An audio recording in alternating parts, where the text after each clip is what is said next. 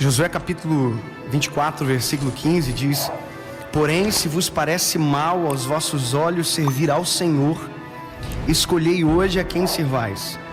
Se os deuses a quem serviram vossos pais, que estavam da além do rio, ou os deuses dos amorreus, em cuja terra habitais. Porém, eu e a minha casa serviremos ao Senhor. Durante toda a minha infância, adolescência, até a minha idade de agora, algumas igrejas onde a gente vai, o culto termina exatamente assim: eu e a minha casa serviremos ao Senhor. E todo mundo, quando fala isso, fala com um sorriso, porque é bonito de se dizer. Eu e a minha casa serviremos ao Senhor. É uma decisão unilateral importante, mas ao passo que ela é unilateral, ela envolve família. Ele diz: eu e a minha casa serviremos ao Senhor. É alguém que toma uma decisão mediante uma realidade. Quando Josué diz isso, ele está tomando uma decisão mediante uma realidade de pessoas que não estavam acompanhando ele naquilo que ele estava fazendo. Eu sempre digo que ao passo que a gente fala feliz, Josué falou se babando de raiva. Ele diz: se vos parece mal servir ao Senhor. Ele está sendo sarcástico. Ele diz: se vos parece mal servir ao Senhor. E se você ler a Bíblia, no capítulo 24, você vai ver todo o resumo do êxodo do povo de Israel, que estava preso.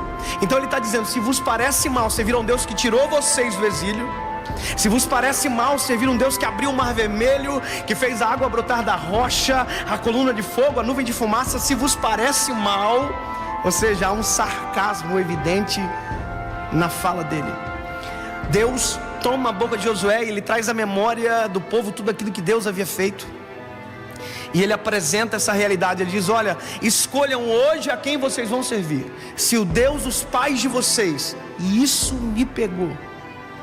Ele está dizendo uma coisa: vocês viram que a forma que os pais de vocês fizeram deu errado. A Bíblia diz que os pais dessa geração que estava na terra prometida, que emana leite e mel, foram aqueles que ouviram desde criança os pais dizendo: um dia nós vamos chegar num lugar onde a nossa vida vai ser perfeita. Sabe, quem apontou o caminho não chegou lá. Quem apontou o endereço não chegou. Aqueles pais foram proibidos por Deus e eles não entraram. E aí o povo que entrou foram os filhos. E os filhos chegaram na terra prometida. E na terra prometida eles estão reproduzindo os mesmos atos dos pais que ficaram para trás. Algum tempo atrás eu estava ministrando numa cidade, e um menino me procurou no final. Eu me lembro que Deus havia liberado uma palavra sobre a vida dele, dizendo que havia um futuro brilhante para ele, que ele seria um ministro da palavra, que ele seria um grande homem de Deus.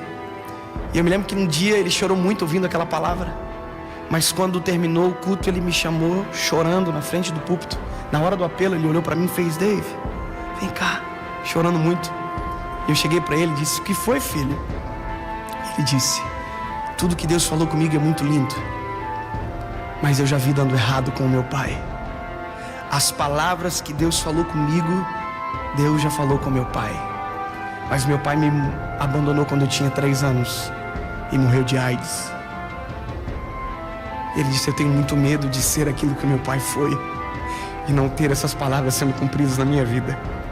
E essa é a realidade de muita gente.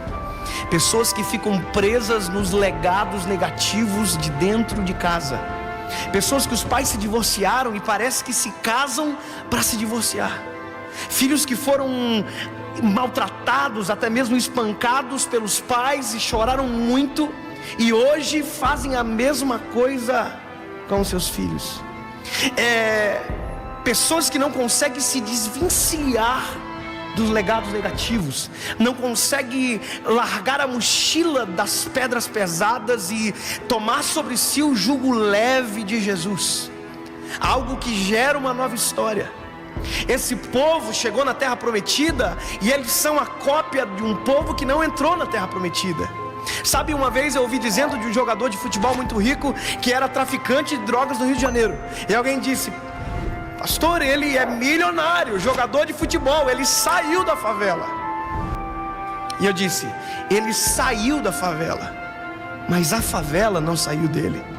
Tem pessoas que saem da miséria, mas a miséria nunca sai deles. Tem pessoas que saem de um lar corrompido, mas a corrupção nunca sai da vida delas. São pessoas que não conseguem se desgarrar, se desvencilhar, abandonar, quebrar as palavras de maldição. Pessoas que vivem debaixo de palavras de maldição como burro, desprezível, imprestável, e vivem com isso a vida inteira, para que um dia da vida, na esquina da vida, ele diga: eu sou assim, porque quem veio antes de mim foi igual. Eu não sei como você foi criado, mas durante muito tempo eu vivi dentro de um lar onde havia uma desestabilidade. Até Jesus transformar, nós vivemos um tempo difícil dentro da minha casa, onde meu pai não servia a Deus e minha mãe lutava em oração pelo meu pai, mas isso tudo era muito conturbado dentro de casa. Meu pai era irado, era um homem difícil de lidar, não aceitava a opinião de ninguém, tratava todo mundo diferente. Nós não tínhamos uma casa onde nós poderíamos chamar de lar. E hoje eu falo disso sem nenhum maior problema, porque foi curado. Mas hoje eu sou casado já faz 7 anos, meu filho acabou de nascer, e eu me lembro que antes de me casar, minha mãe olhou para mim e disse: filho, como é que você quer que seja o seu casamento? Eu disse: mãe, como assim? Ela disse: você quer que seja um céu ou um inferno? E eu disse: um céu. E ela disse para mim: então escolha. Escolha.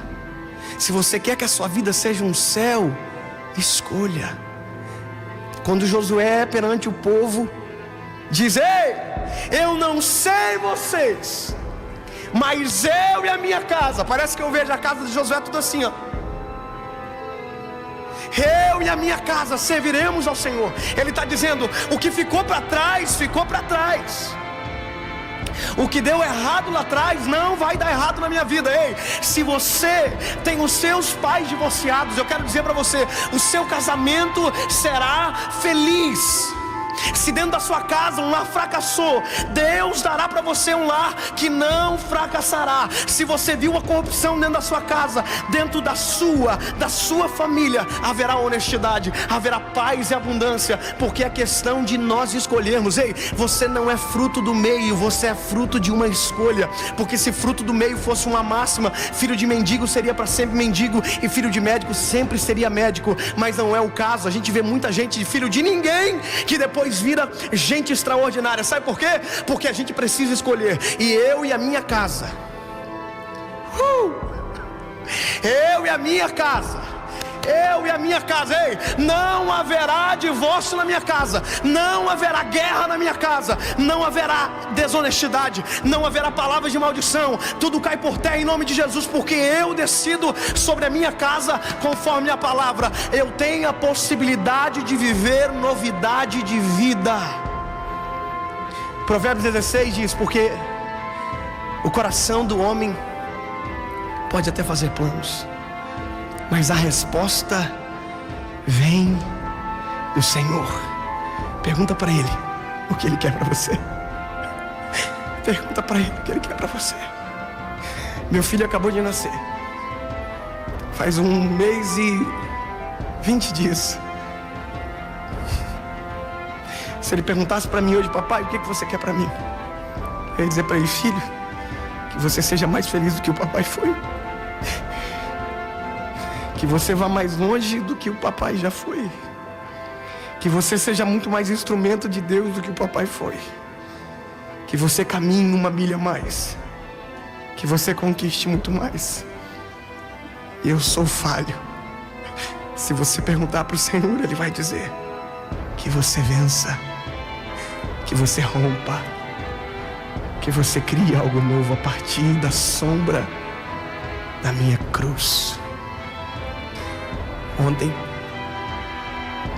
eu fiz uma publicação na rede social de um pensamento que Deus me colocou no coração. O amor não tem formato de coração. O amor, na verdade, tem o formato de uma cruz. Eu e minha casa serviremos o Senhor que venceu a cruz.